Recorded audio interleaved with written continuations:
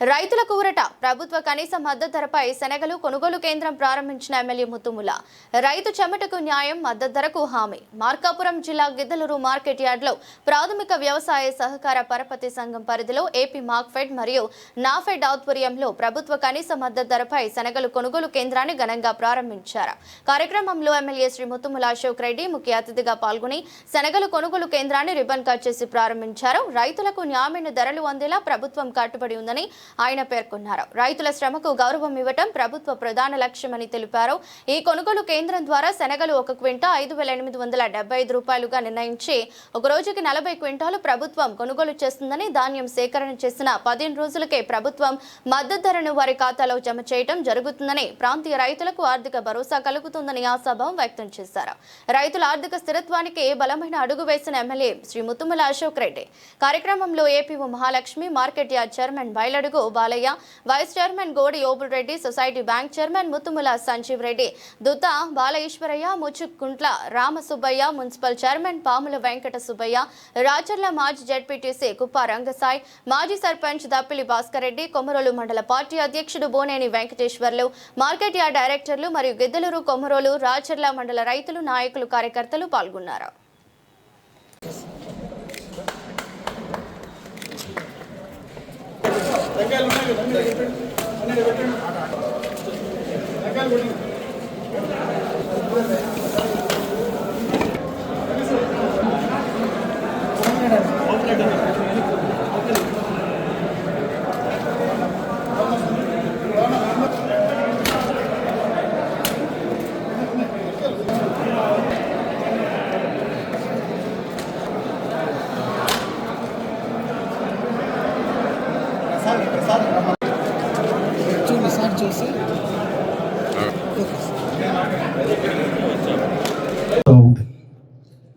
ఈరోజు రైతులకి పంట వచ్చిన వెంటనే ఏ పంటకైతే కనీస మద్దతు ధర లేదో దానికి మద్దతు ధర నిర్ణయించి ప్రభుత్వం ద్వారా కొనుగోలు చేయించడం జరుగుతూ ఉంది.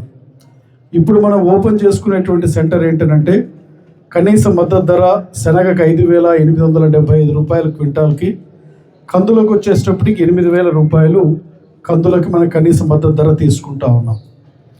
ఈ ప్రాంతంలో పండినటువంటి పంటని యావరేజ్గా తీసుకుంటే ఒక ఎకరాకి 7 క్వింటాళ్ళు మనకి శనగ పంట పండింది, కంది పంటకి 4 క్వింటాలు పండినట్టు వాళ్ళ లెక్కల ప్రకారం ఇది. అంటే రైతుకి మార్కెట్లో వచ్చేటప్పటికి శనగ 5,100 రూపాయలు ఉంది, అంటే బయట కొనుగోలు చేసేటువంటిది. ఇక్కడ కందులు వచ్చేటప్పటికి 7,000 రూపాయలు ఉన్నట్టుంది బయట మార్కెట్లో.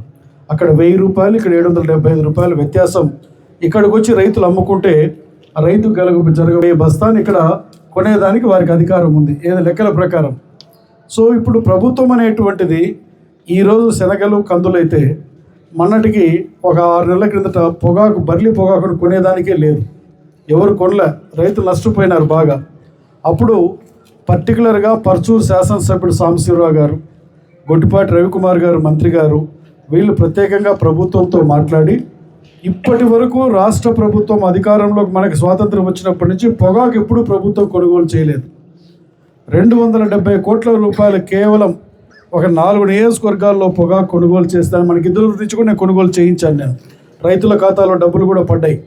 నేను అప్పుడు ఉన్నటువంటి కలెక్టర్ చెప్పి లిస్టు పెట్టి ఈ రైతుల దగ్గర ఈ పలానా రైతు ఇన్ని ఎకరాలు వేసాడు, ఇంత పంట వచ్చిందని చెప్పి ఆ కొనుగోలు కూడా చేయించాం.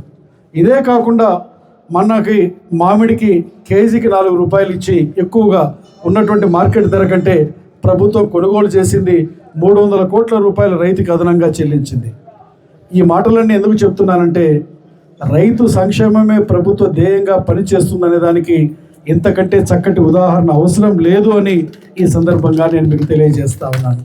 కాకుండా ఈరోజు అన్నదాత సుఖీభవ ద్వారా కేంద్ర రాష్ట్ర ప్రభుత్వాలు కలిసి సంవత్సరానికి 3 విడతలలో మనకి 20,000 రూపాయలు అందించడం జరుగుతుంది. 7,000, 7,000, 6,000 మనకు వేయడం జరుగుతుంది. గడిచినటువంటి ప్రభుత్వంలో అది 13,500 ఇవ్వడం జరిగింది. మరలా ఇప్పుడు రైతులకి ట్రాక్టర్లు సబ్సిడీ మీద అందిస్తున్నారు, కొరముట్లు సబ్సిడీ మీద అందిస్తున్నారు. మనకి ఎస్సీ ఎస్టీలకైతే 100% డ్రిప్పులు స్ప్రింక్లర్లు సబ్సిడీ మీద ఇస్తున్నారు. మామూలు రైతులకి ఈ యొక్క రాయలసీమ ప్రాంతంలో అయితే 1090 ఇస్తూ ఉన్నారు. ఇక్కడ ఇచ్చేటువంటిది కొన్ని ప్రాంతాలలో ఆ ప్రాంతాలను బట్టి 30-70 ఉంది. మన ప్రాంతంలోనైతే మాత్రం 10-90 ఉంది డ్రిప్లు, స్ప్రింక్లర్లు. అదేవిధంగా స్ప్రేయర్లు కానీ లేకపోతే జింకు, బోరాన్ ఇటువంటి పోషకాలకు సంబంధించి పొలానికి సంబంధించినవి కానీ ఇవన్నీ కూడా రైతాంగానికి మేలు చేయాలనే ఉద్దేశంతో గౌరవ ముఖ్యమంత్రి నారా చంద్రబాబు నాయుడు గారు, గౌరవ ఉప ముఖ్యమంత్రి గారు పవన్ కళ్యాణ్ గారు, అలాగే యువ నాయకుడు నారా లోకేష్ బాబు గారు వీరందరూ కలిసి రైతాంగంకి మేలు చేయాలనే ఉద్దేశంతో ముందుకు పోవడం జరుగుతుంది. ఇదే కాదు, రాష్ట్రంలో ఉన్నటువంటి పరిస్థితులను మనం చూస్తే ఈరోజు మొన్నటికి కావాలని కొంతమంది మాట్లాడారు తప్పితే యూరియా అధికారులు పెట్టినటువంటి డిమాండ్ మొత్తాన్ని కూడా ప్రభుత్వం సప్లై చేసింది. అయితే ఈ సంవత్సరం అనుకోకుండా మన ప్రాంతాన్నే మనం తీసుకుంటే మొక్కజొన్న పంట విస్తీర్ణం ఎక్కువైంది కాబట్టి అక్కడ యూరియా ఎక్కువ కావాలని మాకు అందలేదనేటువంటి కొంత ఆ భావనకి రైతులు వచ్చారు తప్పితే మనకి క్రాప్ పంట నమోదు ప్రక్రియ ద్వారా ఎంత యూరియా మనకు అవసరం అవుతుంది దాని ప్రకారమే మనకి యూరియా ఇక్కడ దిగుమతి వచ్చింది. నేను అధికారులతో కూడా సమీక్ష పెట్టినప్పుడు నేను మీరు ఎన్ని క్వింటాలు మీరు తీసుకున్నారు, ఎన్ని టన్నులు మీరు ఇక్కడ రిక్వైర్మెంట్ పెట్టారు, ప్రభుత్వం ఎంత ఇచ్చిందని కూడా మాట్లాడాను. మనం పెట్టింది మొత్తం ఇచ్చిందని చెప్పి కూడా అధికారులు చెప్పడం జరిగింది. అంటే మనకి ప్రభుత్వం రైతుల పక్షాన ఉంది, రైతులకు మేలు చేసే సదుద్దేశంతో ఉంది. ఇంకొక విషయం, మన జిల్లా ఇప్పుడు ఏం జిల్లా మంది? మార్కాపురం జిల్లా. ఎట్లా వచ్చింది అది? ముఖ్యమంత్రిగా చంద్రబాబు నాయుడు గారు గిద్దలూరు వచ్చింది మొదలు.